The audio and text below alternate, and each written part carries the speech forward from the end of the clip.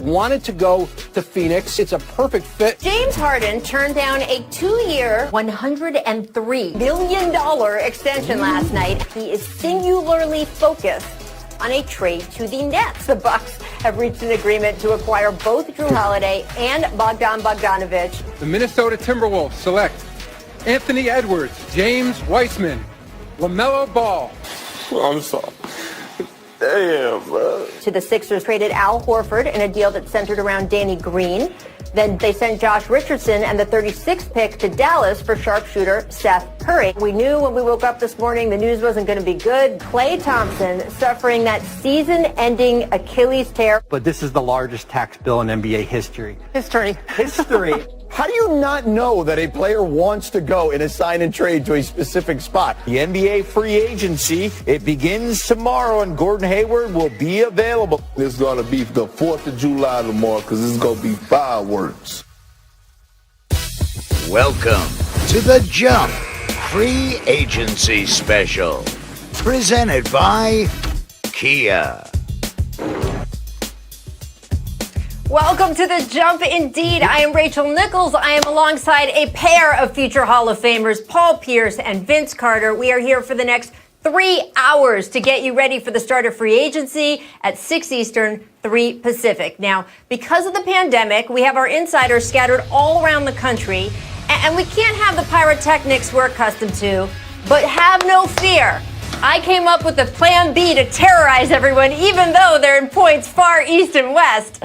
Whenever news breaks, I'm going to hold up this, and you will hear the siren indicating we have, oh yes, it's still kind of election season, a key player alert. Shout out to our crew out here in Los Angeles for that one. We're expecting a lot of action today when free agency starts, but the biggest story in the league starting at 6 o'clock Eastern is the fact that the reigning two-time MVP, Giannis Antetokounmpo, is eligible to sign a supermax with the Bucks.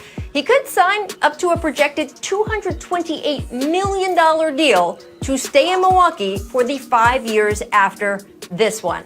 Now, for the latest on all things free agency, I now welcome in our ESPN senior insider, the man with the most watched Twitter account in the universe today, Adrian Wojnarowski. Woj, what are your expectations for this free agency? Because it's pretty different from last year. It's a lot different from last year. Number one, it doesn't have the star power of last season.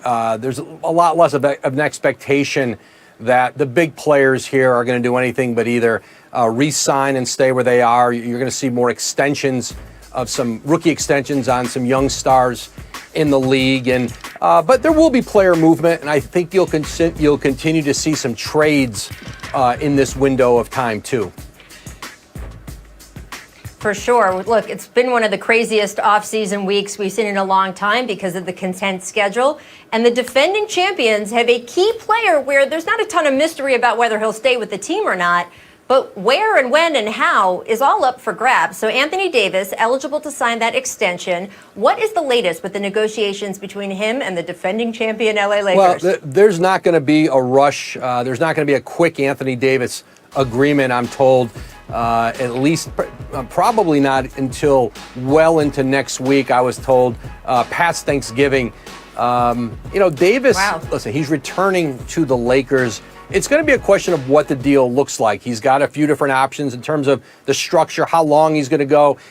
He can do like a 2+1, 3-year deal with an option after 2. That lines him up with LeBron James. They could be on the same be on the same trajectory at that point. So that's what he's going to talk to the Lakers about, he and Rich Paul, his agent, into the next week. I know Rich Paul will talk to Rob Pelinka tonight. He's got KCP, who's also a free agent there. But you saw LeBron James do this in Cleveland when he was on those 1-year deals, and you knew he was going back.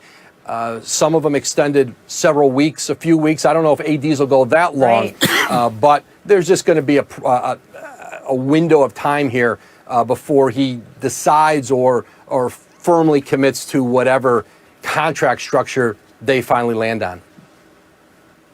The other big sort of idea we're going to be talking about today and looking for is how these free agents or moves or trades are going to fit in with teams that they don't know what they're getting this coming year in terms of fans in the stands, revenue coming in. There's question marks about how much room there is available. Not a lot of teams have huge, gallons of cap space the way we've seen in some other years. How is that going to affect guys like Fred VanVleet or Serge Ibaka, who aren't those big, huge names like Kawhi Leonard last year, but who have won rings and could be a key ingredient to add to a championship mix on another team? I think Fred VanVleet is very likely to return to Toronto.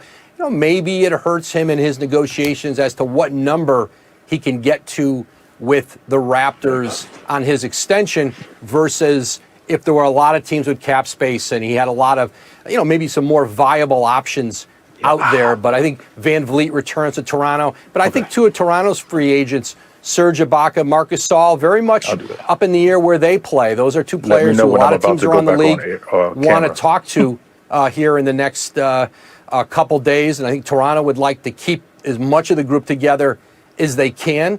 And so, those will be some interesting questions. But I think you look around the league and you see players like, Joe Harris. I think Brooklyn will move here in the next couple days to try to get Harris locked up.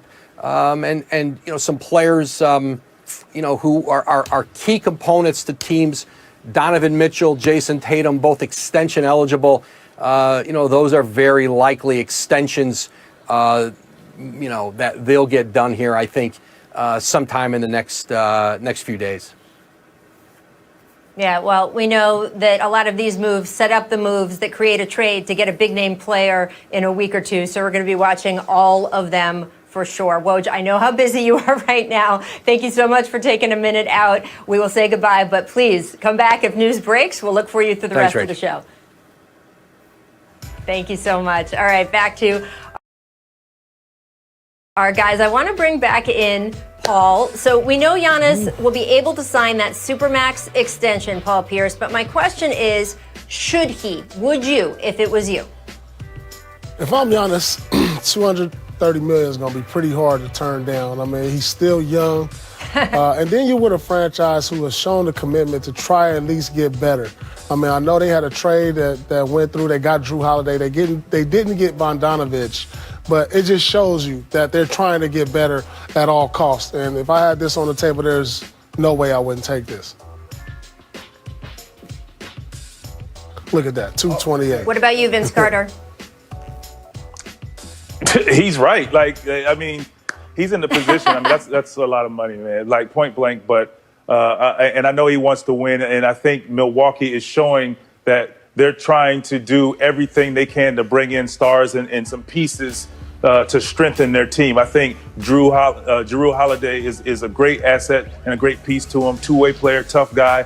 And I know things fell through with Bogey Bogdanovic, but this is a great start in the right direction to lure him back.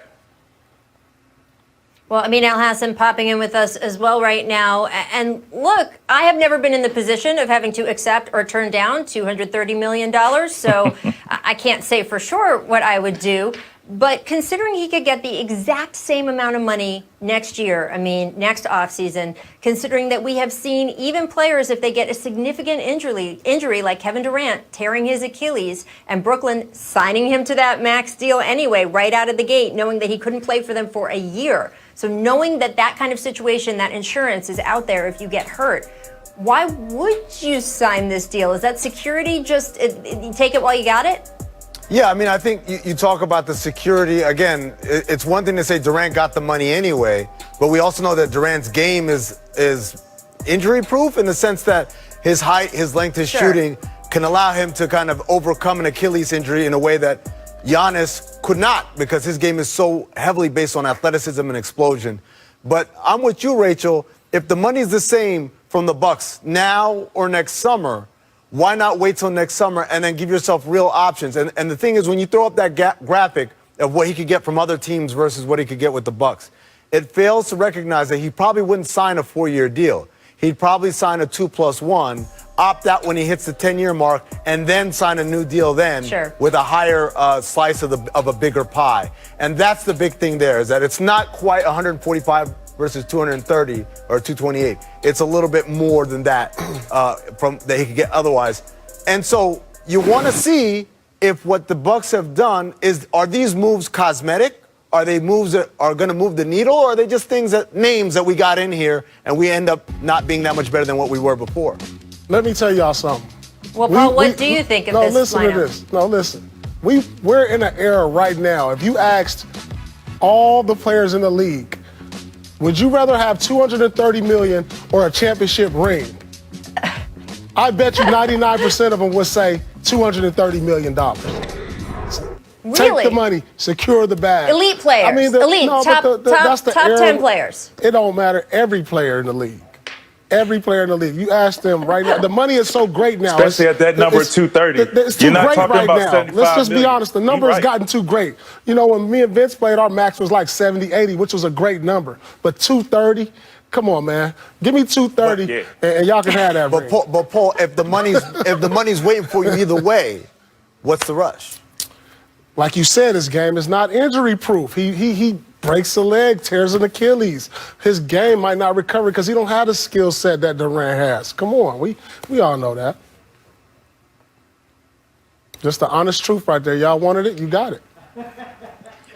Well, look, I'm operating in a world where, again, you talk to me or Amin, whose max salary never hit $70 million, Paul Pierce, just saying. $230 million is an insane number, but I'm also living in a world where I just saw James Harden turn down a 2-year, $103 million extension.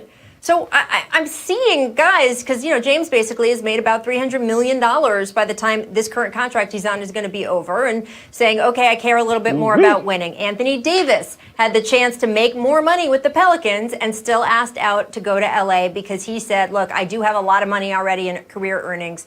I care more about winning. So it's not unprecedented, but I will say that the Achilles injury or something like that, the threat of that is real because we're seeing so many of these to key players. It's not just Kevin Durant. We learned yesterday, guys, Rachel, about Klay Thompson, right? Go ahead. I will add to this, to that part. What Paul is what he's saying is at the end, especially if you're a guy who's injury prone and you've had some injury that has put you out of contentions or just opportunities to win. Sometimes the best route is going to get that money.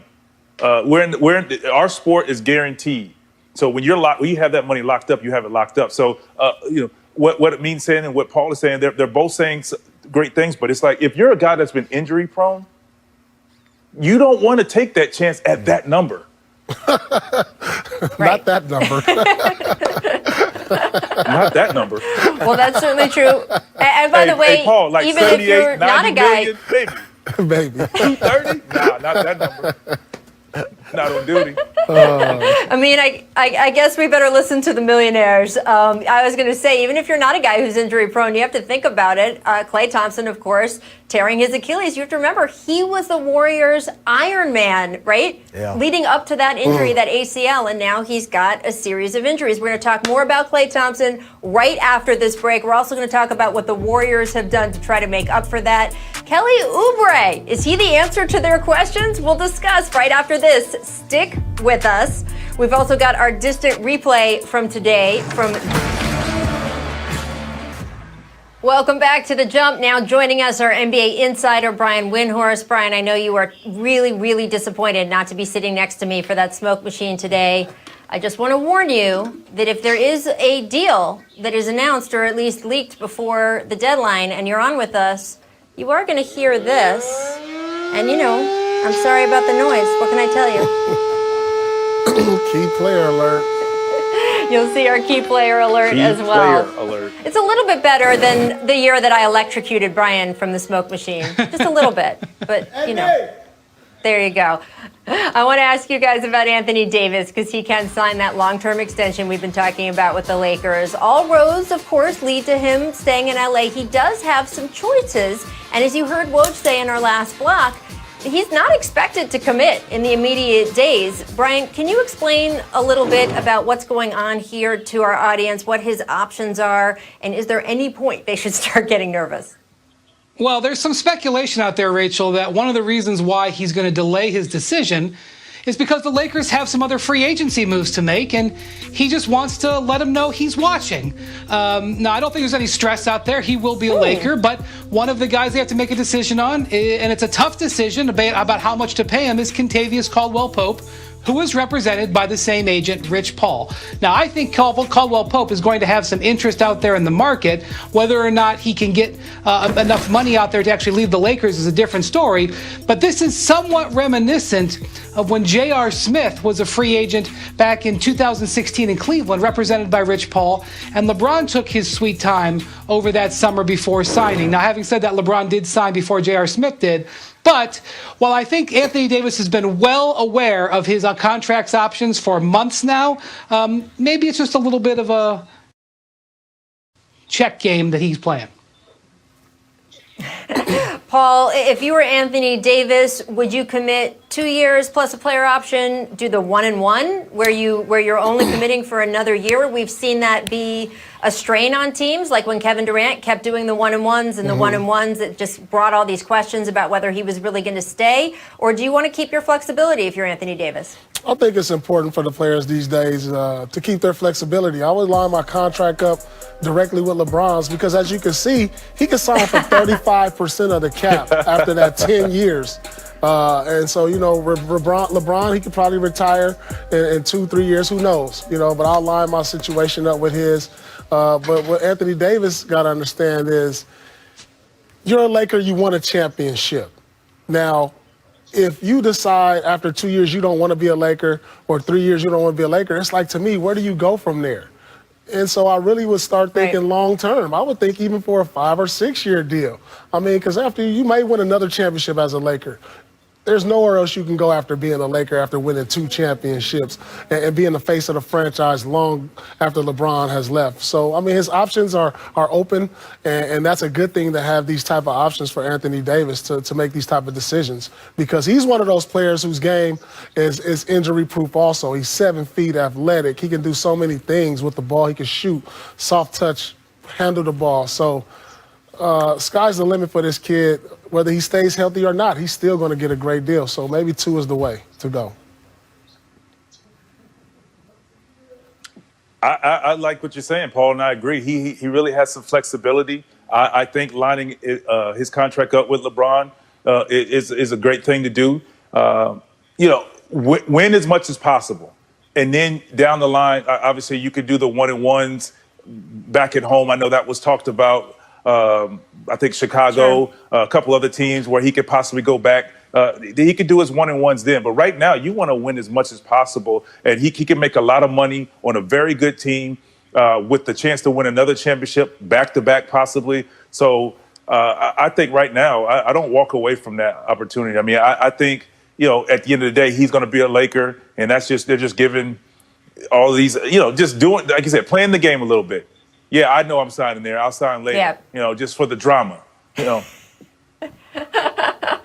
What's life without a little bit of drama? And by the way, Paul, I know that you have your number retired in Boston. Right, exactly. I know, Paul, you have your number retired in Boston Garden, but you're clearly always an LA kid if you're saying, what could you possibly want besides playing for the Lakers? That there's not even a consideration of another team. That's the most LA thing I think I've heard you say in a while. I do want to move on to the live Sixers, here after though. Basketball anyway.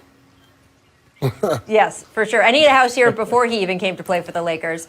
I want to move on to the Sixers, guys, because they made trades to acquire Danny Green, Seth Curry on draft night. So, Brian, what is Philly's next move after what they have done to address their shooting concerns? Because they at least opened up some space on the floor here. Yeah, and by trading Al Horford, they also opened up some room on their books. They were facing pretty significant luxury tax penalties, and the Al Horford trade gave them some airspace, and so they now can, dip their toes into free agency. But of course, that's not what you're asking about. What you're asking about is, are they going to trade for James Harden? I'm asking about James Harden, friend. Yes. These trades really don't help improve their asset base for Harden. It's not like the Rockets are like, oh, they have Danny Green. Oh, this is something we're interested in. most people in the league believe that if they're going to get serious about James Harden, it's going to take putting Ben Simmons into the deal. Now, Daryl Morey has not made any indication at all that he is willing to do that, and he has been very clear as he's talked to the media about how valuable it is to have two young superstars in their prime. But if James Harden wants to go to Brooklyn, the way to trump any Brooklyn offer is to put in a player that Brooklyn can't match. And so that's what we're going to be paying attention to. It could be weeks, it could be months before something like this would happen. Vince, would you do a deal if you were the Sixers, and would you do a deal that included Ben Simmons to get James Harden with Joel Embiid? It's just a tough question. It's what are you looking for? What do you want out of your team? And I think for Houston, first of all, let me say they're doing it right.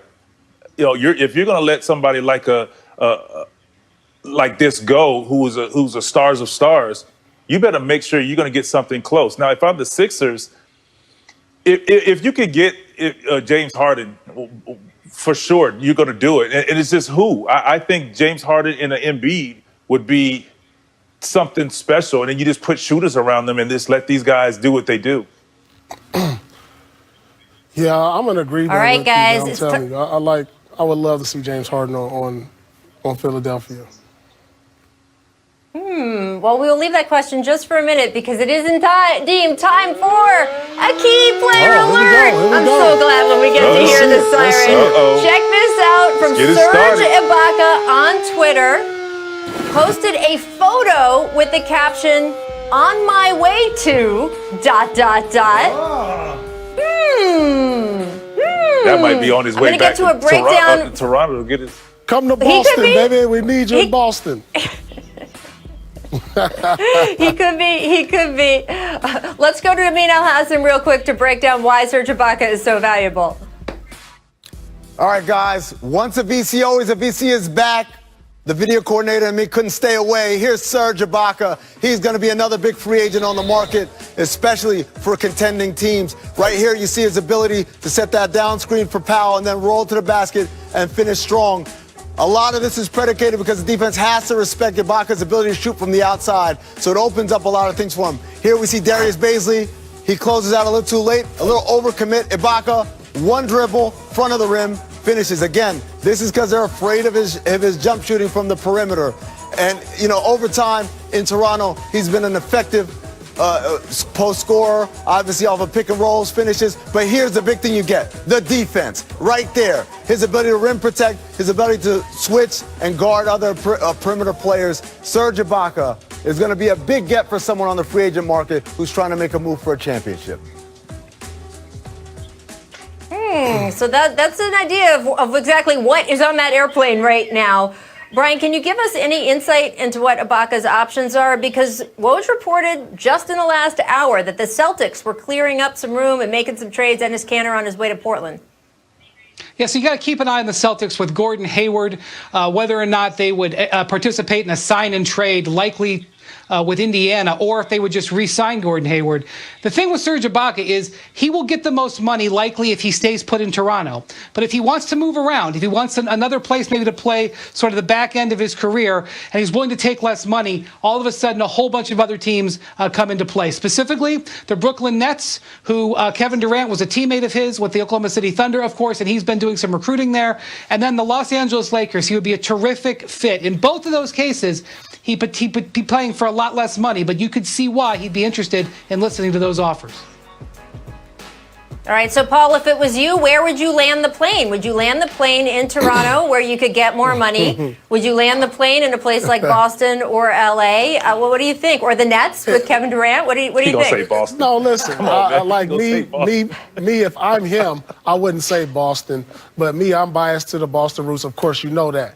But, Serge is at the back end of his career where he needs to maximize his potential to get the most money, where he has the opportunity to possibly get that and win. And so, the only way he gets that is in Toronto.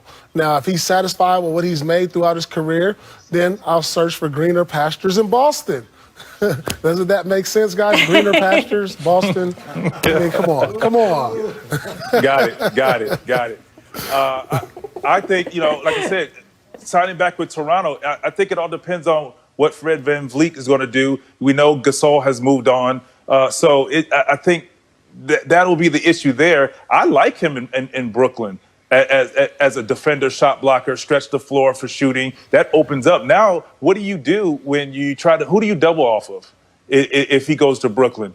And defensively, he starts breaks with his shot blocking, and it's already if the Brooklyn Nets are in half court, one-on-one they're going to score. You get them out in transition, they're tough to guard, and he runs the floor. So a great look in Brooklyn. Oh yeah, and as well as in Boston.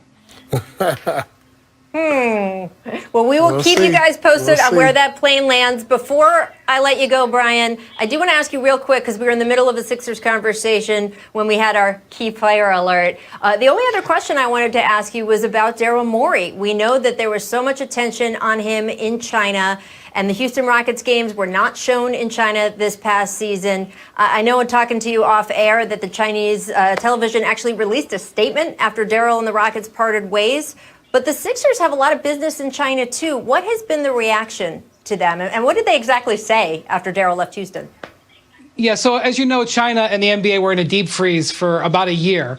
And when Daryl left his job as the Rockets, the CCTV put out a statement which translated to "have a good walk," which kind of sounds nice, but is something that is a phrase the Chinese say about people who have passed away.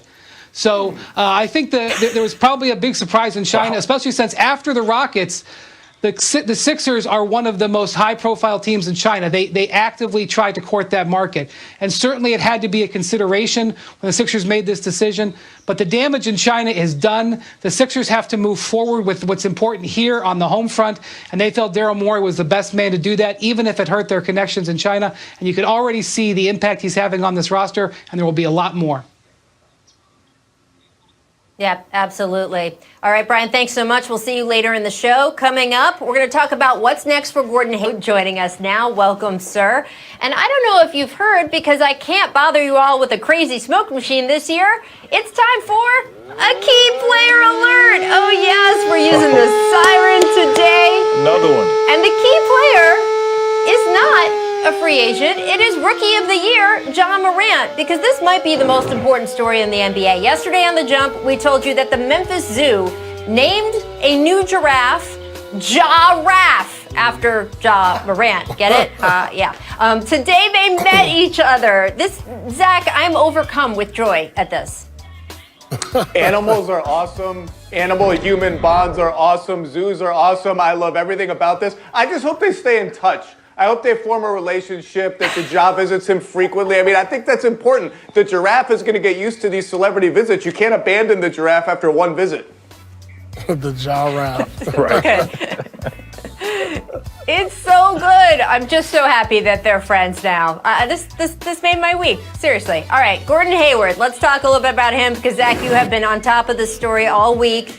Gordon did, in fact, opt out of his $34 million player option with the Celtics. He's an unrestricted free agent. So, Zach, what is next for Gordon? You could argue he is now the number one unrestricted free agent on the market. And this is a very complicated situation with a lot of moving pieces, right? Like, he could still re-sign in Boston. Boston could sign and trade him to any team that has assets that it wants, doesn't even need cap room. Then you have the Knicks opening up a lot of cap room. The Hornets have cap room. There are a ton of balls in the air right now. I will say this. Boston and Indiana have been talking trade for the last couple days, and I think Indiana was very smart to wait out Gordon Hayward's player option deadline, because now that he's opted out, Boston has the risk of losing him for nothing, and I think Indiana, although he just can't walk there into their cap room, gains a little more leverage in those trade talks. So, but there are a lot of balls in the air. Yeah, it is given age. And that's because he could re-sign in Boston for more money, right? Mm-hmm. He can re-sign the biggest deal in Boston, but I suspect the money will be relatively equal no matter which option he chooses. Yeah, that's a significant amount of money to opt out. You have to wonder if he already has a deal on the table. You know, when you're a player up there in age and you've been injury prone and you turn down $34 million for 1 year, you have to wonder if he has another long-term deal on the table. In most cases, players, you know, they arrange those things, but it's great timing for him because, you know, he does become the number one free agent. because Anthony Davis most likely is going to sign with the Lakers. And, he's that player can really, help a team get to that next level, whether it's championship contention or even to the playoffs. So I think it was a great business move by him. Or, Paul, he could be lining up to get a lot of money from the Knicks or maybe the Hawks. They have a lot of money there, and it's a great opportunity for Gordon to go there, the Knicks, and be a starter again and help take some pressure off an R.J. Barrett and kind of groom him into being a star player and a go-to guy, and not have him having all of the pressure of being the player to save the Knicks. Now you bring somebody with a veteran like a Gordon Hayward to kind of help with that. Or he can go to the Hawks and with the money that they have. And, they have a lot of young guards in the Kevin Huerter, Cam Reddish, DeAndre Hunter, and they just brought in Snell. So they would have to maybe move a wing player possibly. But those are options as far as him making a lot of money. And like you were saying, as far as why would he turn down that type of money? But if he's looking for contention, then, possibly the Pacers or something like that. It's so interesting. Certainly, Vince, hearing you talk about Atlanta, because you know quite a bit about that team, having just left that roster. And look, with Gordon, his circumstances have changed so much since when he signed with Boston. When he signed with Boston, coming from Utah, the idea was that the team was going to be rising and rising around him with their young stars. Of course, that terrible injury on opening night in Cleveland and the way their young players developed ahead of schedule has changed everything. And first with Kyrie being there, and now with Kemba being there, it's just more hands that want the ball. It wouldn't shock me if he wanted to go somewhere else. In addition to the money, wanted to go somewhere else where he could be more of a focal point of the offense. Okay, guys, I want to switch gears, though, to the West Coast. Real quick, because, for Boston, those two guys Vince. are great. Those two guys are great. So it's tough to kind of say now, hey, Gordon, look at what we have here. They have two talented young stars of the future who will be obviously contending in the East and making the All-Star game for years and years to come. So it's kind of like the odd man out for Gordon Hayward. Yeah, and there's a point where you just want to be able to play basketball the way you want to play it, and that is valuable to all of these guys, too. All right, let's switch to the West Coast. Klay Thompson mentioned it at the top of the show. We've been talking about it for the last 24 hours, that right Achilles tendon tear during a workout on Wednesday in Southern California. Thompson's agent, Greg Lawrence, told Woj that Thompson is expected to be fully recovered for the start of the 21-22 season, but gosh, that feels like a long way away. Woj also reports the Warriors are financing a trade to acquire Kelly Oubre for a 2021 protected first-round pick, which will become a second-round pick if they finish the regular season in the top 20. Now, Golden State will absorb Oubre and his $14.4 million expiring contract into a trade exception. This is fascinating. They only had about 36 hours to get this done, costing the franchise, and this is the huge number, guys. I want you to listen to this. $66 million extra dollars toward its historic luxury tax bill. So, Vince, I was going to say tax money aside, is trading Oubre enough to help fill the hole of losing Klay, but I don't even know how you put it aside, because basically you're talking about adding a player who is not going to win you. That's not pushing you over the edge to a championship, and you're spending an extra, on top of his salary, an extra $66 million. Well, that tells me that they're still trying to win now and still stay relevant. They want to stay, you continue to make the playoffs and stay relevant and keep your stars. I mean, obviously you get Klay back the following year, but they feel like they have a good nucleus of guys, and you get a healthy Steph Curry back now. So I still see them making the bottom half of the playoffs, somewhere between 5 and 8. But I like to see them add a free agent like a Avery Bradley if he opts out with the Lakers. Somebody like Avery Bradley as well to help with ball handling, and now maybe moving Steph to the 2 every now and then to be the shooter that they're missing from Klay Thompson. Not saying that Oubre is not the shooter, but you want Klay you utilize Steph's lights-out shooting, so why not bring somebody like Avery Bradley who can now go and guard the best player on the other side as well? Perimeter First of player, all, let me say. huge commitment from the Warriors ownership.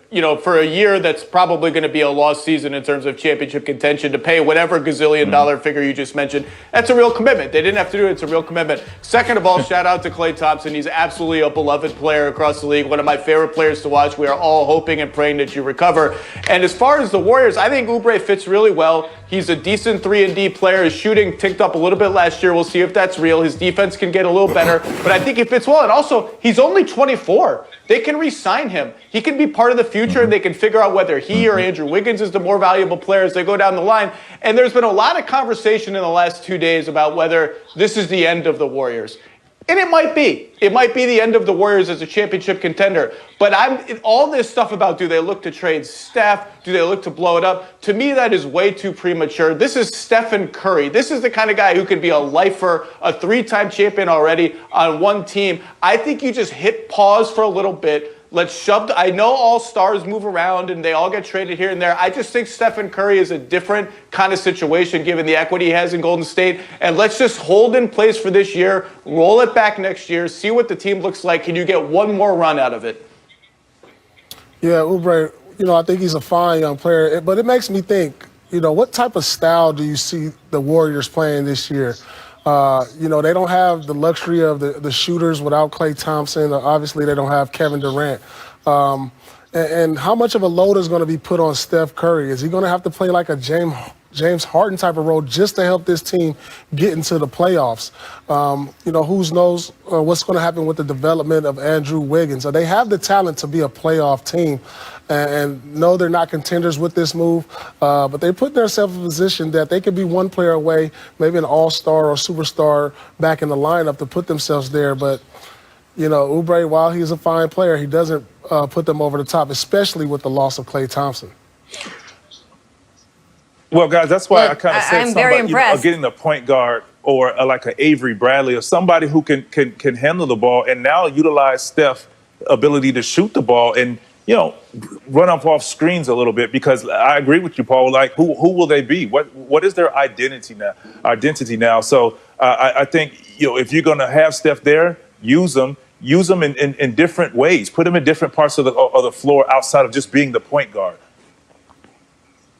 Well, I'm super impressed with Warriors ownership for making this move, at least making the season better for their fans. And by the way, the government in San Francisco, just at least for now, rejected their plan to test fans coming in the building so they could have increased fans. That's not going to happen. So that revenue, at least right now, is not going to come in for them.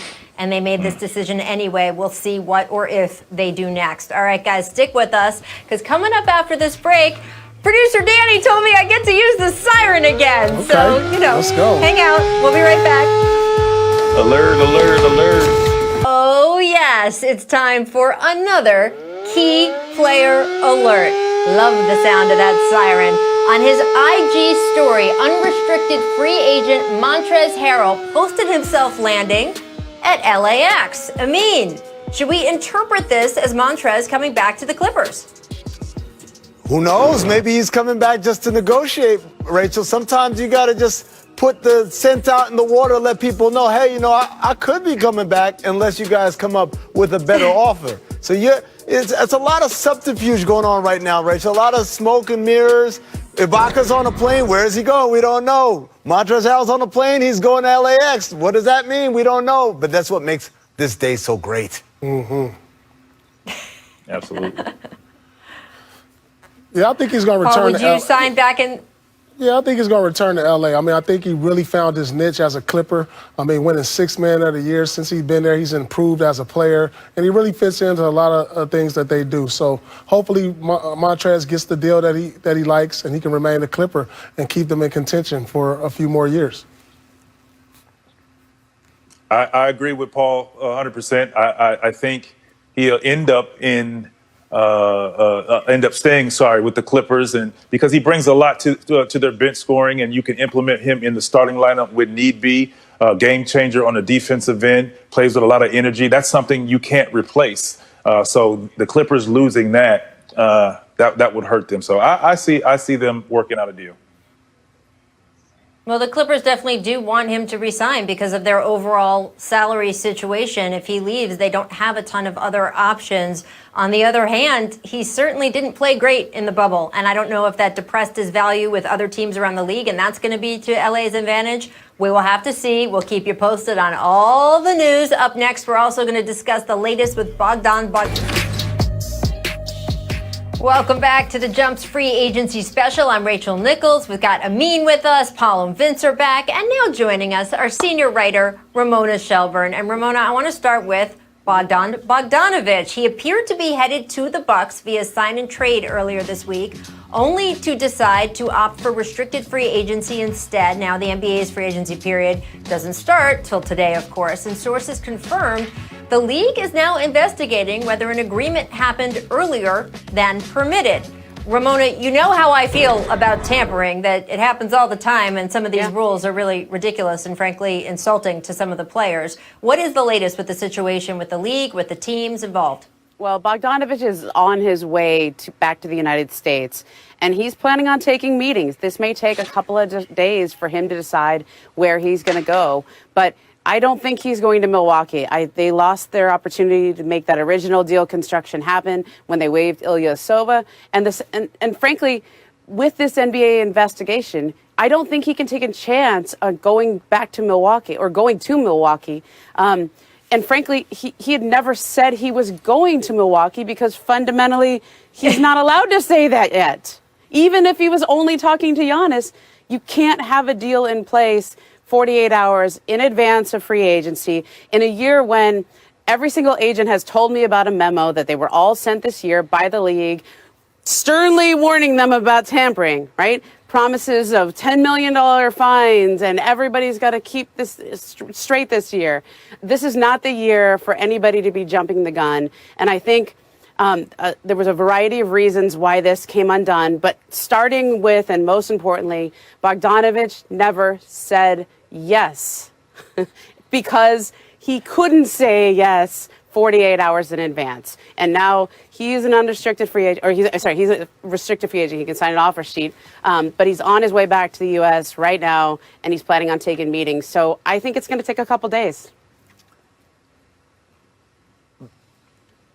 Yeah, Rachel, what I was going to say is these are the moments that really tear me apart, because the media guy in me is like, yes, I want to know about these deals. Break them as soon as we hear about them. Yes, a sign and trade, why not? Even though we know, as Ramona said, fundamentally that's impossible unless you were doing some heavy duty, not just tampering because Sacramento can give permission, but heavy duty cap circumvention, beating the free agency deadline by 48 hours, right? But the front office guy in me says that's what you get when you're so hot to trot to tell your media sources what's going on. And as a front office guy, I say that's why you keep it close. Kemba Walker was in Boston the day before he signed with the Celtics last year. Yes. That was not like on spec. That was because they had already worked something out. Rachel, I get it. It happens. But when you put that out there, because we all know how this business works. People in front offices talk to people in the media, talk to people like Ramona, talk to people like Brian, and they'll give them this information because they want to control the message or get ahead of the messaging or whatever it is you want to call it. And agents do this too. So you got to understand, whenever you're engaging in that kind of behavior as a front office, you are risking the validity of this deal. And what the league isn't going to do, it's one thing for Kemba Walker to be in Boston before the free agency period begins. It's another thing to announce a sign and trade 4 days before the free agency.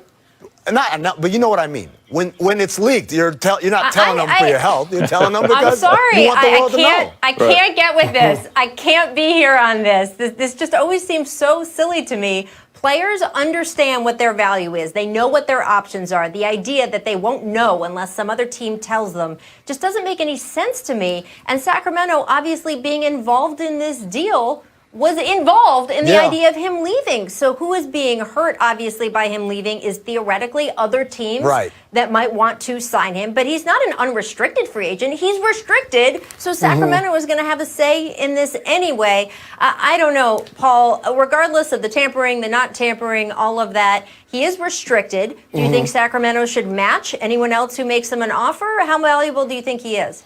I think it's very valuable for what they're doing. I mean, they're a young and up-and-coming team, possibly could be in the playoffs next year. But on the flip side, this has to be very discouraging for the Milwaukee Bucks, who just saw a team get so much better and take steps back.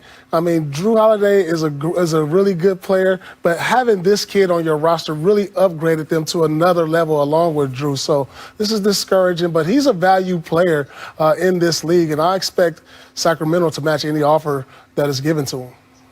Rachel, I want to point out that this is a different year, and I get your point about tampering, but I have been sent this memo that the league had sent around to all agents and teams this year saying we are cracking down on tampering. They knew it had really gotten out of hand the last couple of years, especially in the way it was being reported, and then guys just flaunting it like Kemba Walker, which you referenced yesterday or earlier.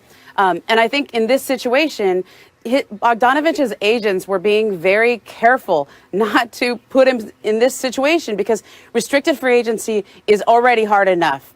And he deserves a chance to be a restricted free agent, no matter how many players he's talking to right now. He's allowed to talk to players, not allowed for teams to engage in any kind of conversations like that. And now I think what's really important, if you're Milwaukee, and I feel really bad for the Bucks because, you know, for the one team that a small market team trying to keep its superstar, trying to get him to sign this supermax extension. This is so important for them. But if you're going to try to execute a deal of this magnitude, first with Giannis, when they can offer him that, and also the other surrounding moves to convince him to stay, you have got to keep your mouth shut. And that's not talking to the media. That's talking to other teams. There was a Board of Governors call the other day. I think that was talked about on the Board of Governors call. There was a lot of talking. And when you get loud about it, I don't know which team turned them in and asked the league to do an investigation. They have their theories, but pretty much any team that wants Giannis is going to tell the league, hey, crack down on this. And so I feel sorry for Milwaukee, but also you got to keep it tight.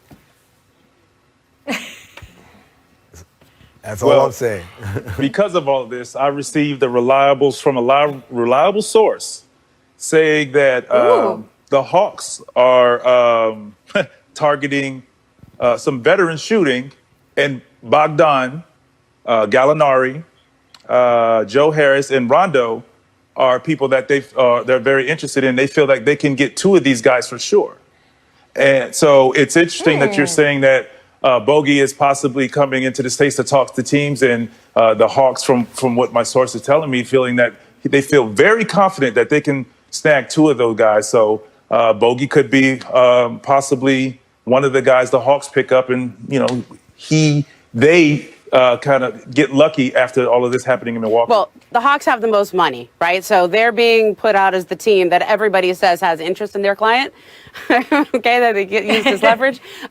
They can only sign one or two of these big names. But I think that they should be in on Bogdanovic. I think there's a lot of other teams that could do sign-in trades. I've heard the Lakers' name has been mentioned as a team that might have interest. It'd be very difficult because they'd have to work out a sign trade. They don't have a lot of salaries that match up. But now this is wide open. And the one place I don't think he's going now is Milwaukee because of this NBA investigation means you can't take a chance on going to Milwaukee at this point. First, I don't think they can pay you. They're hard capped. But if in 3 weeks that investigation turns up tampering and then your deal is invalidated, now you're really in trouble. Yeah, it's so fascinating to see all of this. Vince, by the way, thank you for the tip. I almost broke out the siren for you. I think I started to say it too. That's okay. I think we can do it, producer Danny, right? Director Kathy, we can do it, right? There we go. It's a key player alert from Vince. There we go. I love it. And by the way, the man just took off an Atlanta Hawks jersey before he put that suit on. So I would listen to him. He knows Bogey really well. Also, I do want to get to the Lakers part of the equation because you just mentioned them. Lakers president of basketball operations, Rob Pelinka, just got his own deal done for Dennis Schroder, and he spoke about that trade and more in his media availability yesterday. Here is what he said about the Schroder deal. Quote, "He has been a player we pursued not just in this trade deadline, but before. We pursued him aggressively. I think it's easy to fall into complacency when you win a title and just say, hey, let's run it back. But at the same time, I think my school of thinking is always, let's find ways we can become even better. Every offseason, let's get better." And Ramona, this is such an important idea because, yes, you are, quote, running it back. But even with your roster, everyone gets a year older. So that idea of just run it back is never exactly right. LeBron James is turning 36 next month. What kind of turnover can we expect on this roster entering next season? Well, look, the Lakers have the problem of championship, which is you have to now pay the championship premium. Everybody wants their pound, right? They want their bag of cash. I feel bad for the Lakers in some sense that they didn't get that playoff money. They didn't get that gate money of all the fans attending Staples Center. So usually all the luxury tax you have to pay back to your players when they want to get paid for all their contributions, you don't feel so bad about it. Now, don't feel too bad for them. They still make a lot of money on their cable TV deal. But they've got to pony up a lot of money to keep Kentavious Caldwell-Pope. Okay, they're going to have to pay. They're going to have to pay Avery Bradley, who opted out of his last year. I'm told he wants to stay in LA. He has other offers, but if they offer him a 2-year deal, he would be inclined to stay. Like, in other words, the Lakers have first dibs on him. But a lot of other teams, Golden State, Milwaukee, Charlotte, have interest in him. Dwight Howard is another guy they need to bring back. JaVale McGee opted into his contract. That's $4 million. So if they can keep him there, that's good for them, or they can use him in trades. But essentially for the Lakers, Rachel, they have to keep all their guys, pay a lot more money for the same guys they got at a discount last year, and then they have to go and try to find new pieces that make them better. So they did that with Schroder, and I think they have.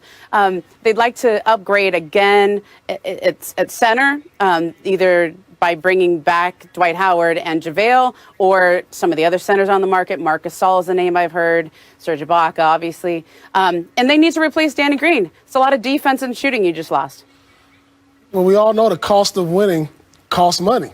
I mean, I remember a key player for us, James Posey. We won the championship, and the next year he wanted more money, and we didn't keep him. And I really think that really cost us in the long run, not paying the extra dollars to keep the team together like that. And that's what you're going to see with the Lakers.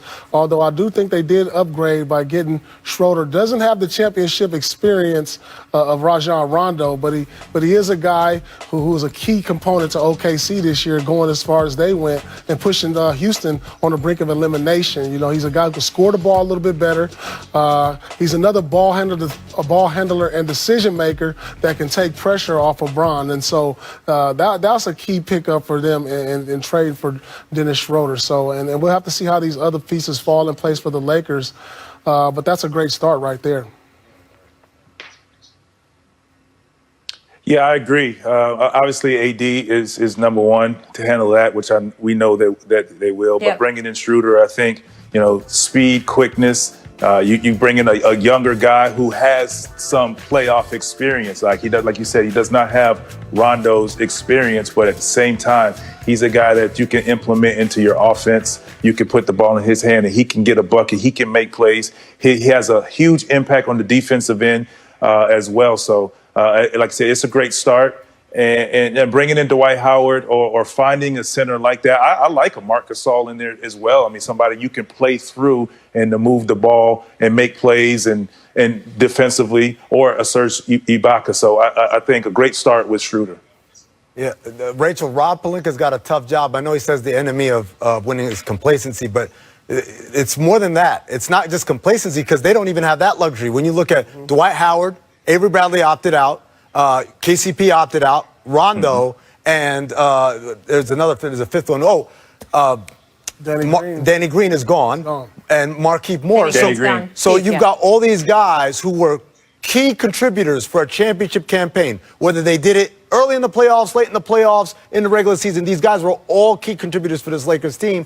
They all could be gone, right? You talk about Dwight Howard was here on a non-guaranteed minimum. He did his job. Now it's time for him to go back and cash out again. So the reality is, even if they wanted to be complacent, they can't.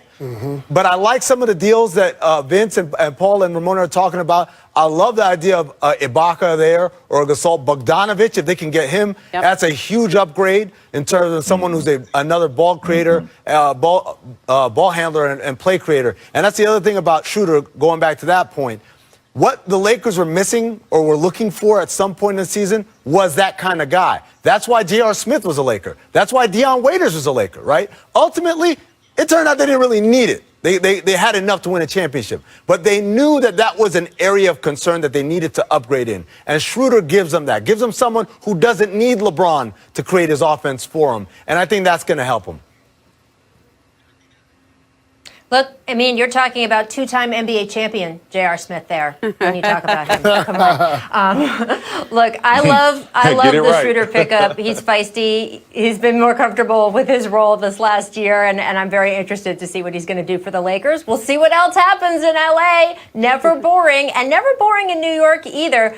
I love that I can say this sentence. I don't think I've said this sentence in so long. The Knicks did some really smart things this week. Did you hear me? The Knicks did some really smart things. Know that a player wants to go in a sign and trade to a specific spot. The NBA free agency, it begins tomorrow, and Gordon Hayward will be available. It's going to be the 4th of July tomorrow because it's going to be fireworks. What a week it has been so far. And we're not even at the official free agency deadline yet. Welcome back to the Jump's free agency special. I'm Rachel Nichols. I am joined here by Ramona Shelburne, Zach Lowe, Brian Windhorst, Paul Pierce, and friends. Let's play one of our favorite games on the Jump, Something, Nothing, or Everything. Oh, yeah, so nice. First up, with pick protections considered, Sam Presti can have as many as 16 first-round picks in the next 6 seasons. Zach, is this something, nothing, or everything? It's something. It's something. By the way, I don't think the Thunder are done wheeling and dealing trying to get some second-round picks in the next few days here. But if you look at what Sam Presti got for Serge Ibaka and Russell Westbrook and follow those down the line, it's absolutely obscene. But it's not everything because, look, you can win trades when you're in rebuild mode, right? Lots of teams want to win. You can get draft picks. Draft picks are cool. The hard part is building a team. The hard part is turning those draft picks into players that can actually get you where Kevin Durant and James Harden and Russell Westbrook got you. So that's the next challenge. But he is nailing phase one, like, to a ridiculous level. This is everything, and I'm going to tell you why. Because if you're in a place like Oklahoma City, you're probably not going to get free agents. The only way you're going to get players is through the draft and through trades. So this is what these draft picks are, the chance to draft those players or trade them for players. And Zach was just talking about the Thunder getting second-round picks in the next few days. Watch him get another first-round pick, especially if they can participate in a sign-and-trade for Danilo Gallinari. He's not going to be back in Oklahoma City, but they could send him elsewhere. This is team building 101, but it's almost like team building 101.2 or something because he's doing this to such an extent. I mean, even down to the level that the year or so that you're going to probably suck, which is next year, they're not even going to have fans. I mean, that's beautiful. This is basically what Sam Hinkie was trying to do in Philadelphia, which is get as many draft picks as you possibly can, give yourself as many chances to hit on those draft picks, whether they be in the teens or at the top of the draft. Well, next year, the Thunder are probably not going to be as good, probably a couple of years here. But at some point, you become a good, nice young destination with good young players that people might want to go to. And then you have all the first-round picks. I feel like Adam Silver is going to be announcing, and with the 10th pick, yes, you guessed it, the Oklahoma City Thunder. Sam Presti. That's going to happen every year for the next few years. Well, Ramona, I like the point you made about the process. I think it's something that we don't quite hit on enough when we talk about Philadelphia, that Sam Hinkie's original vision included the fact that when you are drafting 18 and 19-year-old kids, you are just not going to know for sure what they are going to turn into in 3 or 4 years. So the idea isn't just get picks near the top of the draft or in the first round. The idea was get as many as you can. so that even if you only bat in baseball terms 300 or 400, if you have so many shots being at the plate, so many ups, you are going to get, say, in Philadelphia, end up with a Joel Embiid and Ben Simmons, two young all-stars locked in on those contracts. And look, Philadelphia, they whiffed on a bunch of those early picks. But again, when you have as many picks as Philly amassed during that process, and as much as Sam Hinkie has amassed here, you have the chance of getting those young players that you really, really want and can hit on. Paul, if you were on that team over the next few years, how would you approach it in terms of proving yourself to the Oklahoma City Brass? Because remember, they're going to have new players coming in with all these draft picks every year, and also to make your name for yourself, maybe to shop yourself to other teams around the league. Well, I think there's tremendous opportunity there, especially for a kid like Shea Gilchrist. You know, he's a young star. He has this opportunity with a Chris Paul going. And the guys there, they know this. They understand their situation. There's going to be new players coming in and out until they find the right cornerstone players that's going to be there for years to come. Now is the opportunity for you to establish yourself as one of those cornerstone players or that player that you can say, hey, you know, he really represents what we are as a franchise as far as hard work and what we do in the community. So now is the opportunity because they know that players are going to be coming in year in and year out, having that opportunity also. This is everything for OKC. You know, until they find those cornerstone guys, they're going to just keep rolling the dice, and they have plenty of opportunities to do that. So many opportunities. I want to move over to the Knicks. They cleared up $35 million in cap space, and we know they have been hunting for stars in recent years.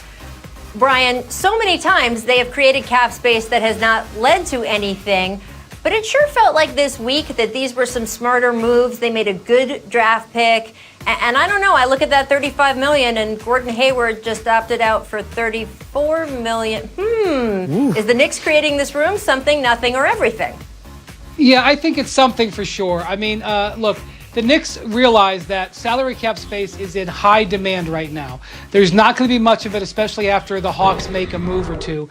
And I think if you look at what they've done the last couple days, making a bunch of trades on draft night to move around to get their picks, and then making a move yesterday to take on a player, Ed Davis, where they picked up a couple more draft picks. It looks like they're trying to be strategic. Now, that doesn't mean that if a star all of a sudden doesn't become available, they're not going to grab them. But I think they're going to try to be strategic because, quite frankly, next year's draft and next year's free agent class are better than this year's. So going swinging big right now may not be the smart move. And by the way, there's a whole bunch of teams competing in the East. It may not be the worst year to not try to fight for the 8th seed. I know that's not what Knicks fans maybe want to hear, but I do think it's the prudent way of going about it. And so far, Leon Rose and his front office looks like they're following that path. Yeah, I agree with Brian. I think the Ed Davis salary dump to get those seconds was a great move. Remember, the Knicks missed a chance to do that with Andre Iguodala. Welcome back to the Jump's Free Agency Special. I am Rachel Nichols, joined by Amin Al-Hassan, Ramona Shelburne, Brian Windhorst, and all the way from Bristol, Mr. Bobby Marks. Hey. This week of condensed NBA craziness started out in the desert with the Suns trading for CP3. So, Bobby, for their next trick, what do we expect from the Suns? Well, Rachel, I think all eyes are on restricted free agent Dario Saric. He finished last year and coming off that bench and had a nice role as a sixth man, and he is a restricted free agent. The Suns are over the cap, and they can bring him back. They can use their $9.3 million mid-level exception, and they also have their biannual exception to kind of fill out their bench here. And I think one name to kind of keep an eye on is Celtic guard Brad Wanamaker. He did not receive a qualifying offer, and I think he could certainly give them some much-needed depth there, but they certainly do need some shooting also. So Saric, and then kind of filling out that bench for that Phoenix team. Yeah, no, look, the Suns have obviously made a huge leap here with Chris Paul. A lot of people are focusing on how he's going to help Devin Booker. Look, Devin Booker's fine. He's an all-NBA caliber guard who averages 25 points a game. The guy who's really going to really be the recipient of benefit is DeAndre Ayton. You look at every big who's ever played with Chris Paul. He makes them into damn near the field goal percentage leader in the league because he's great at setting up.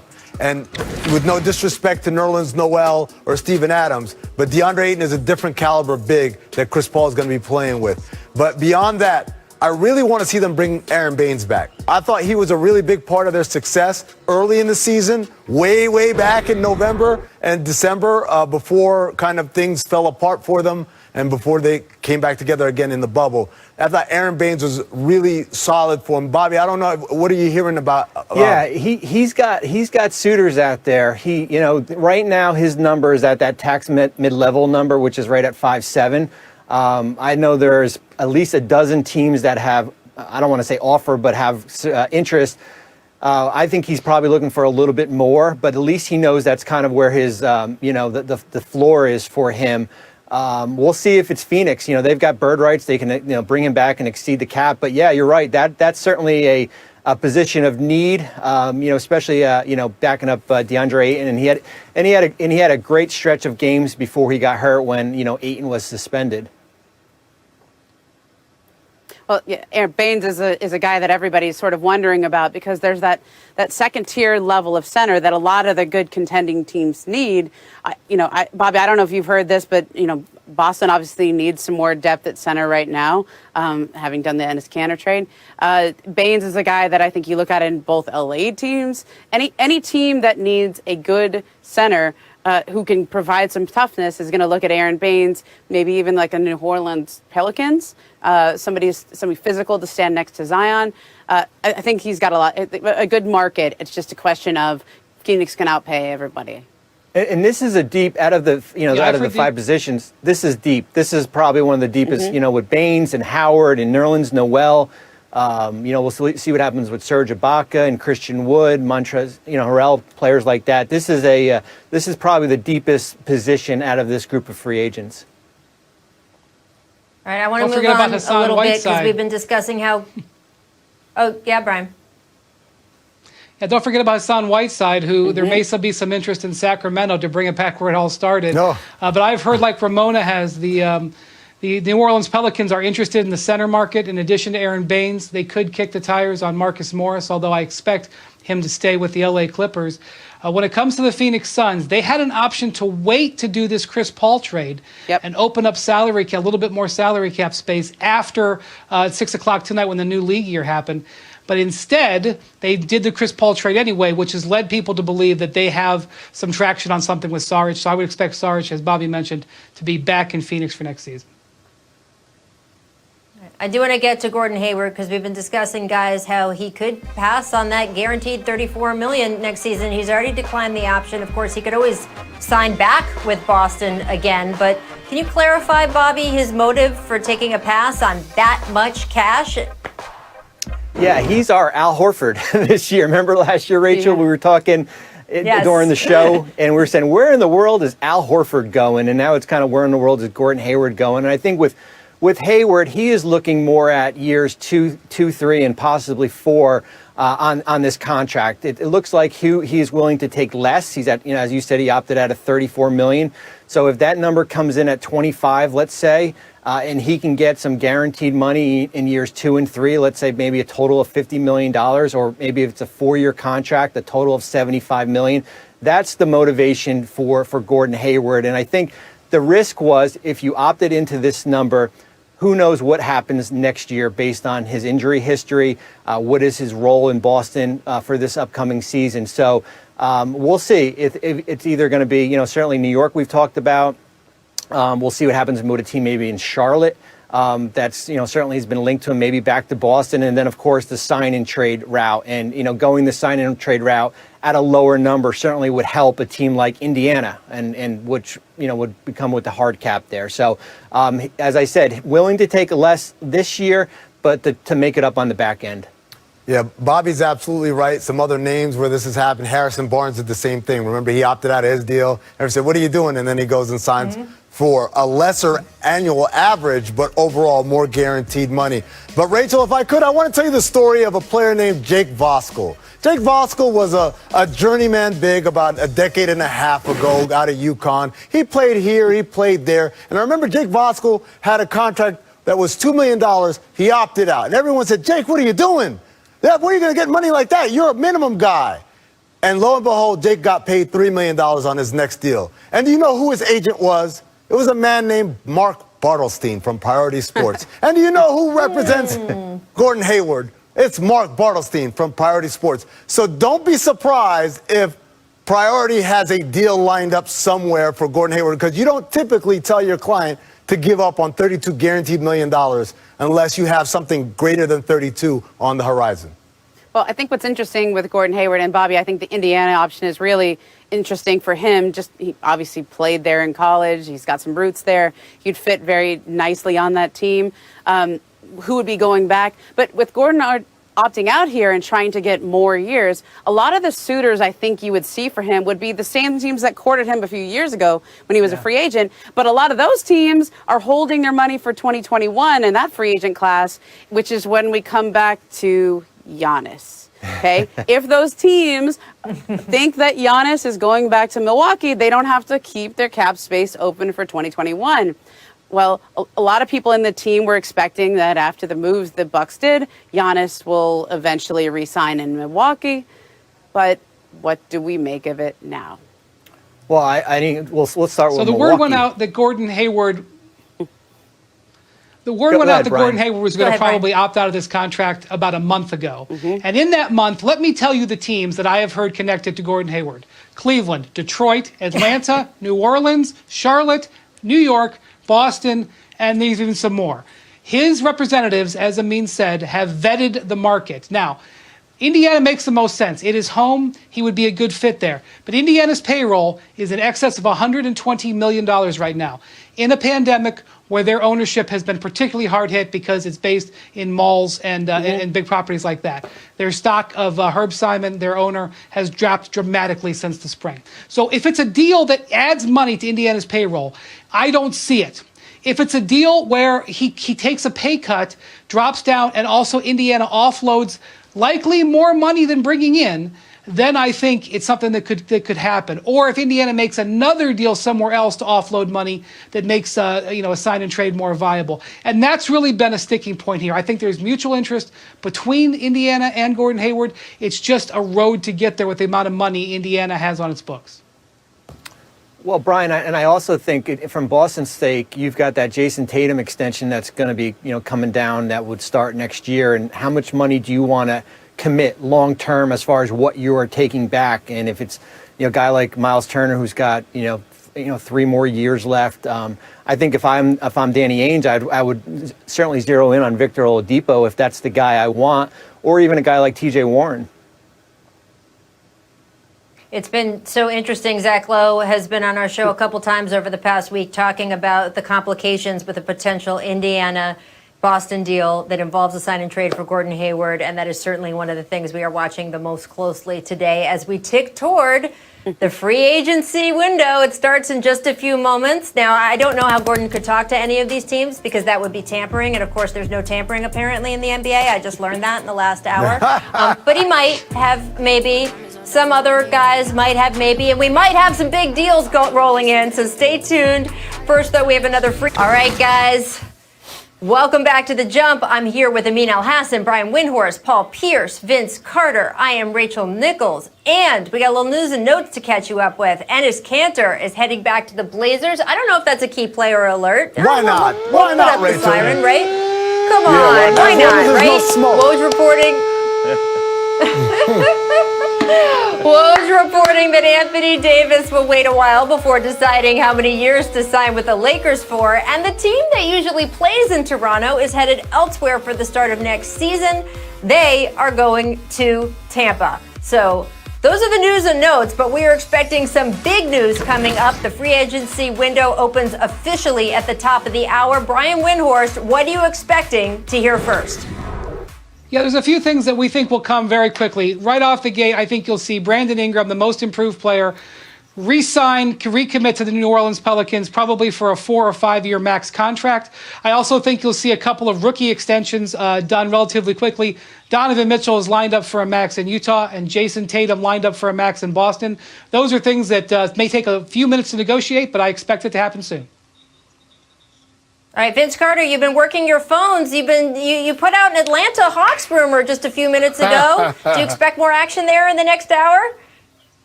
I definitely expect some action there. I actually think my guy Bogey, I should actually just text him and get some information. So stay tuned on that. But I definitely expect them to do something and land some guys. So I'm still working.